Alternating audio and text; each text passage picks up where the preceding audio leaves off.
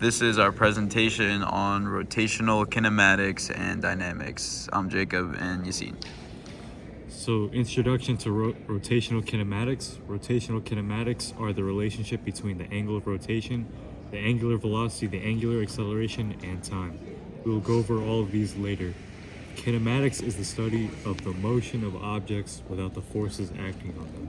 The symbols that represent these are theta, W, and A, which are the known rotational quantities. So over here we have some formulas for linear motion with an A constant and rotational motion with an A constant.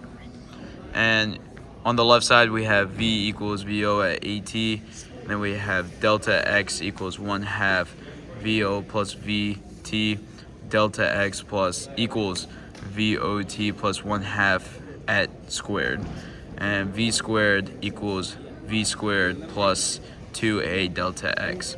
And on the right side, it's W equals W at AT, delta theta equals 1/2 W plus WT, delta theta equals WT plus 1/2 AT squared, W squared equals W2 plus 2A delta theta. Alright, so we have the variables, the translational and the angular. For the variables, we have displacement, velocity, acceleration, and time.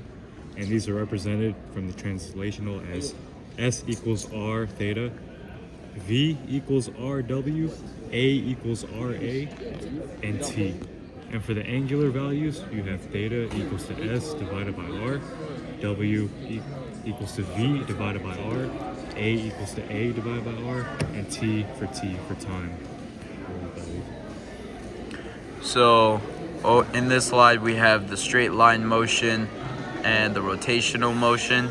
So for displacement, that would be delta X and delta theta, and for rotational motion it would be delta theta. For velocity it'd be Y for straight line, acceleration is A, inertia is M, inertia and acceleration is F for force, and then you have F equals mass. Work is W equals F delta X, kinetic energy equals 1/2, and momentum is P equals my, and impulse is F delta T equals delta P. Rotational is delta theta, WAI, and then you also have T for torque, and then T equals IA, W equals T delta theta, and for the kinetic energy it equals 1/2 IW squared, LIW, and T delta T equals delta L. These are the variables. So now we have the units of measurements, which are based off the variables. We got SI, which is the unit length for meters. We got time for seconds, mass, which is measured in kilograms, and if you measure the mass of an object and find it to be 2 kilograms, you would state it as 2 kilograms. Velocity, which is the change of displacement in respect to time, and which is measured in meters per second. Acceleration, the rate of change of velocity with respect to time. And force, which is measured in newtons, which you learned in the second unit, which was, Newton's second law. Energy, measured in joules. And power, which is the rate of work done on energy in which it is transferred. We measure this using watts. For example, if a light bulb consumes energy at a rate of 60 joules per second, its power would be 60 watts. So for angular displacement, we have circular motion. Suppose you have a wheel rotating counterclockwise. If the wheel rotates through an angle of 90 degrees, its angular displacement would be. Similarly, if the wheel completes one full rotation, its angular displacement would be radians. For the we have things like pendulum swings, rotation of a door, rotating object of an incline, and rotation of a spacecraft. For the pendulum swing, we consider a pendulum swinging back and forth as we did before. As it swings from one side to another, then back again, it undergoes angular displacement. If the pendulum swings through an angle, its angular displacement would be in radians as well. Rotation of a door. When you open or close the door, it undergoes angular displacement. For instance, if you open a door by pushing it from the closed position to an open position where it's fully open, its angular displacement would be radians. Rotating object of an incline. Imagine a disc rolling down an inclined plane. As the disc moves, it experiences angular displacement. If it rotates through an angle of 90 degrees while rolling down an incline, its angular displacement would be radians. Rotation of a spacecraft. In space, spacecraft often undergo rotations to change their orientation or direction. If a spacecraft rotates through an angle of 90 degrees to face the opposite direction, its angular displacement would be radians.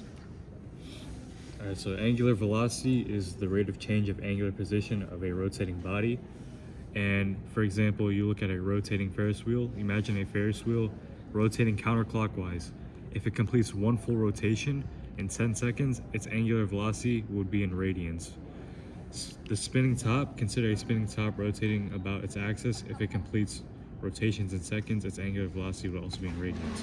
This also applies to the Earth's rotation, the rotation of a wind turbine blade, and a rotating wheel, which all go through revolutions and rotations. So for angular acceleration, we have rotating carousel. Imagine a carousel is starting from rest and gradually increasing its angular velocity to a certain value over time. If its angular velocity increases from radians or radians per second, its angular acceleration would be 90 degrees. Rotating disc. Consider a disc spinning counterclockwise with an initial angular velocity of radians per second. If it accelerates uniformly to a final angular velocity of radians per second, its angular velocity would be 90 degrees. Opening a door, we also have things like rotating a wind turbine. A wind turbine blade may experience angular acceleration as it responds to a change in wind speed. Spinning gyroscope. When a gyroscope precesses, it experiences angular acceleration. For example, if a gyroscope angular velocity changes from radians per second to radians in seconds, its angular velocity would be radians. All right, so angular versus linear, these are two different kinematics. So linear kinematics and angular kinematics, as I mentioned before, they're two different branches of study of classical mechanics. And the difference is that linear kinematics focuses on the motion of an object in a straight line, while angular kinematics focuses on the rotational motion of an object around a fixed axis. And as you can see, they have different formulas and ways to solve. So in here we have the intro to rotational dynamics, the study of the causes of rotational motion and the relationships between forces, torques, and motion in rotational systems. This helps us understand the behavior of objects that rotate around an axis. So torque is a twisting force that tends to cause rotation. For example, when you open a door, you push or pull a door to open it, you're applying torque. The farther you push from the hinge, the greater the torque. For instance, if you push on a door with a force of newtons at a distance, the torque would be extended. This also applies to when you're tightening a bolt with a wrench, turning a steering wheel, or lifting a weight using a lever. So for moments of inertia, point mass. A point mass rotating about an axis has a moment of inertia, where is the mass of the point mass and it's the distance from the axis of rotation.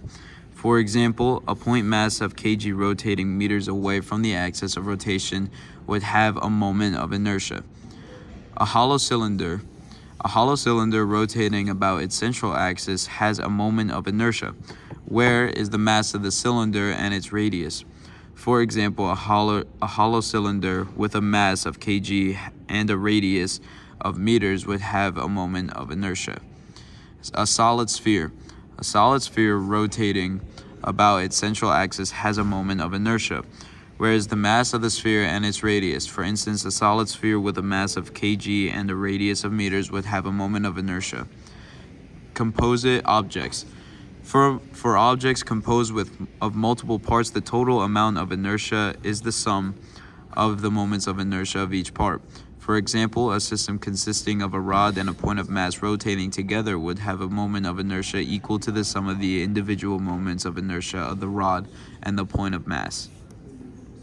So centripetal force is a force that acts on a body moving in a circular path and is directed towards a center around which the body is moving.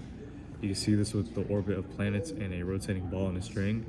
But you could also, when a car turns on a curve on a road, the friction between the tires and the road surface provides a centripetal force, which you can notice in real life.